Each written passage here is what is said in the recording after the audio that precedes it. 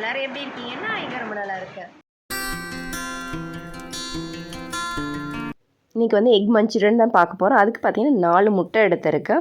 அதில் பார்த்தீங்கன்னா தேவையான அளவுக்கு சால்ட் ஆட் பண்ணிக்கோங்க. நல்லா பீட் பண்ணிக்கோங்க. உங்களுக்கு பெப்பர் வேணும் அப்படின்னா நீங்கள் பெப்பர் கூட ஆட் பண்ணிக்கலாம். நல்லா தூள் பண்ணி ஆட் பண்ணிக்கோங்க.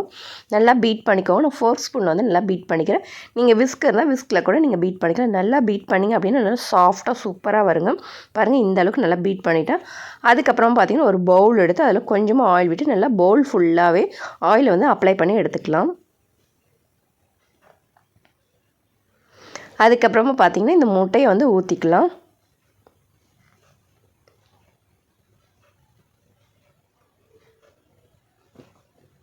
அதுக்கப்புறம் பார்த்திங்கன்னா ஒரு ஸ்டவ் பற்ற வச்சுட்டு ஒரு கடாய் வச்சுருக்கேன். அதில் வந்து கொஞ்சமாக தண்ணி ஊற்றிட்டு மேலே ஒரு ஸ்டாண்ட் வச்சுட்டு இந்த முட்டையை வந்து நான் வச்சு வேக வைக்க போகிறேன். ஒரு 10லேருந்து ஒரு 15 மினிட்ஸ் அளவுக்கு வந்து நம்ம வேக வச்சு எடுத்துக்கலாம். ஸோ ஒரு மூடி போட்டு நல்லா வேக வச்சுக்கலாம். ஸ்டவ்வை வந்து சிம்மில் வச்சுக்கலாம், வேகட்டும். அதுக்கப்புறம் பார்த்திங்கன்னா இது வந்து எதுக்கு ஆப்டாக இருக்கும் அப்படின்னா சாம்பார் சாதம், நாங்கள் பார்த்திங்கன்னா தேங்காய் பால் பிரியாணி தான் செஞ்சுருக்கோம், அதுக்கும் ஆப்டாக இருக்கும். வெரைட்டி ரைஸ் எல்லாத்துக்குமே ஆப்டாக இருக்கும்.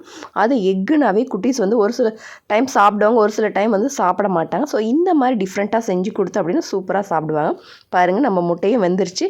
இது எப்படி வெந்துருச்சான்னு செக் பண்ணுறதுக்கு பார்த்திங்கன்னா ஒரு கம்பி விட்டு செக் பண்ணி பாருங்கள். ஒட்டாத வந்தது அப்படின்னா நல்லா வெந்துருச்சுன்னு அர்த்தம். அதுக்கப்புறமா பார்த்திங்கன்னா கொஞ்சம் நேரம் வந்து ஆற விட்டுருங்க. ஆற விட்டதுக்கப்புறம் ஓரத்தை வந்து கட் பண்ணி ஒரு பிளேட்டில் கவுத்துட்டிங்கன்னா சூப்பராக வந்து வந்துடுது. பாருங்கள் நல்லா சாஃப்டாக சூப்பராக வந்திருக்குங்க. ஸோ நீங்கள் பீட் பண்ண அந்த அளவுக்கு சாஃப்ட் இருக்கும். ஸோ இப்போ வந்து நம்ம இதை வந்து கட் பண்ணிக்கலாம்.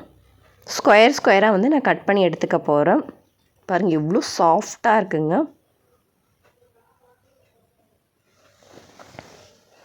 அப்போ குட்டீஸ்க்கு வந்து இது இந்த மாதிரி செஞ்சு தரும்போது நீங்கள் முட்டைன்னு கூட குட்டீஸ்க்கு தெரியாதுங்க. அவ்வளோ அளவுக்கு சூப்பராக இருக்கும். பாருங்கள் கட் பண்ணும்போது சூப்பராக சாஃப்டாக இருக்குது.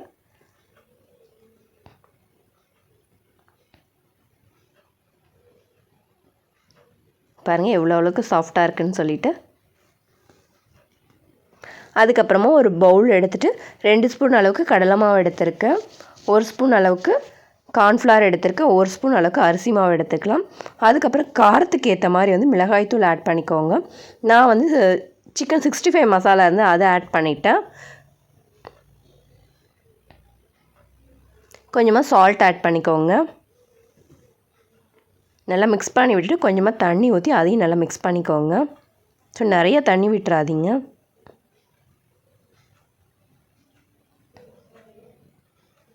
ஸோ இந்த அளவுக்கு வேணும். கொஞ்சமாக வந்து ஜீரகத்தூள் நான் ஆட் பண்ணிக்கிட்டேன். பாருங்கள் இந்த கன்சிஸ்டன்சிக்கு இருக்கணும். இப்போ வந்து நம்ம எக்கை வந்து போட்டு நல்லா மிக்ஸ் பண்ணி விட்டுலாம். மிக்ஸ் பண்ணும்போது பார்த்து மிக்ஸ் பண்ணுங்கள், ஏன்னா சாஃப்டாக இருக்கலாம், உடையிறதுக்கு வாய்ப்பு இருக்குது. ஸோ நல்லா மிக்ஸ் பண்ணதுக்கப்புறமா ஸ்டவ் பற்ற வச்சு ஆயில் ஊற்றிக்கலாம் ஒரு கடாயில். பாருங்கள் நம்ம மிக்ஸ் பண்ணி ஊற தேவையில்ல, உடனே வந்து நம்ம பொரித்து எடுத்துடலாம். ஆயில் ஹீட் ஆனதை நம்ம பொரிக்க எடுத்துக்க போகிறேன்.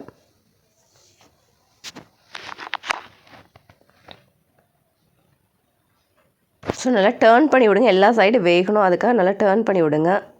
அப்போ தான் சூப்பராக நல்லா ஃப்ளஃபியாக நல்லா பாருங்கள் சூப்பராக வந்து நம்ம சின்னதாக போட்டு நல்லா போண்டா அளவுக்கு நல்லா பெருசாக வந்துருச்சுங்க.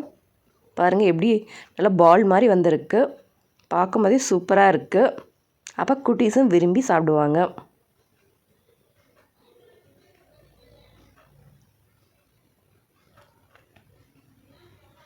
பாருங்கள் சூப்பராக ரெடி ஆயிடுச்சு. அதுக்கப்புறமா இன்னொரு கடாய் வச்சு அதில் வந்து தேவையான அளவுக்கு ஆயில் ஊற்றிக்கிறேன். அதில் பார்த்திங்கன்னா 5 பல் பூண்டு வந்து குட்டி குட்டியாக கட் பண்ணி ஆட் பண்ணிக்கிறேன். கொஞ்சமாக இஞ்சும் ஆட் பண்ணிக்கிறேன். அதுக்கப்புறம் பார்த்திங்கன்னா பச்சை மிளகாய் ஆட் பண்ணிக்கிறேன். நான் பெருசாக கட் பண்ணி ஆட் பண்ணிக்கிட்டேங்க. நீங்கள் வந்து குட்டி குட்டியாக கூட கட் பண்ணி ஆட் பண்ணிக்கலாம். எனக்கு குட்டீஸ் சாப்பிட்றேன், நான் பெருசாக ஆட் பண்ணியிருக்கேன். அதுக்கப்புறம் பார்த்திங்கன்னா 1 ஸ்பூன் அளவுக்கு சோயா சாஸ் ஆட் பண்ணிக்கோங்க, 1 ஸ்பூன் அளவுக்கு டொமேட்டோ கெச்சப் ஆட் பண்ணிக்கோங்க, கொஞ்சமாக குடமிளகாய் ஆட் பண்ணிக்கோங்க. நீங்கள் பெரிய வெங்காயத்தை கூட இந்த மாதிரி ஸ்கொயராக கட் பண்ணி கூட நீங்கள் ஆட் பண்ணிக்கலாம். அதுக்கப்புறம் பார்த்திங்கன்னா ஒரு பவுலில் 1 ஸ்பூன் அளவுக்கு கார்ன்ஃப்ளவர் மாவு ஆட் பண்ணி நல்லா தண்ணி ஊற்றி மிக்ஸ் பண்ணி அதையும் இதில் ஆட் பண்ணிக்கோங்க. நல்லா மிக்ஸ் பண்ணி விடுங்க. சோயா சாஸ்லேயே வந்து சால்ட்டெல்லாம் இருக்கும், அதனால் வந்து நான் சால்ட் ஆட் பண்ணலை. உங்களுக்கு சப்போஸ் பத்தலை அப்படின்னா நீங்கள் ஆட் பண்ணிக்கோங்க. அதுக்கப்புறம் பொரித்து வச்சு இந்த எக்கை வந்து இதில் ஆட் பண்ணி நல்லா மிக்ஸ் பண்ணி விட்டுறலாம். ஸோ இந்த ஸ்டேஜில் வந்து ஸ்ப்ரிங் ஆனியன் இருந்தால் குட்டி குட்டியாக கட் பண்ணி ஆட் பண்ணிக்கோங்க. எள் இருந்தால் ஒயிட் கலர் எள்ளை வந்து மேலே தூவிட்டிங்கன்னா சூப்பராக இருக்கும். டேஸ்ட் பார்த்திங்கன்னா வேறு லெவலாக இருந்ததுங்க. நீங்கள் முட்டைன்னு சொன்னால் தான் வந்து குட்டீஸ்க்கே தெரியும், அந்த அளவுக்கு டேஸ்ட்டாக இருந்தது. ஸோ வந்து நாங்கள் தேங்காய் பால் பிரியாணியோடு வச்சு சாப்பிட்டோம், செமையாக இருந்ததுங்க. ஸோ ஓகே ஃப்ரெண்ட்ஸ், நீங்களும் ட்ரை பண்ண மறக்காதீங்க. வேறு ஒரு இன்ட்ரெஸ்டிங் சமையலோடு சந்திக்கிறேன். பாய் ஃப்ரம் பிரீதா சமையல். பாய், டேக் கேர்.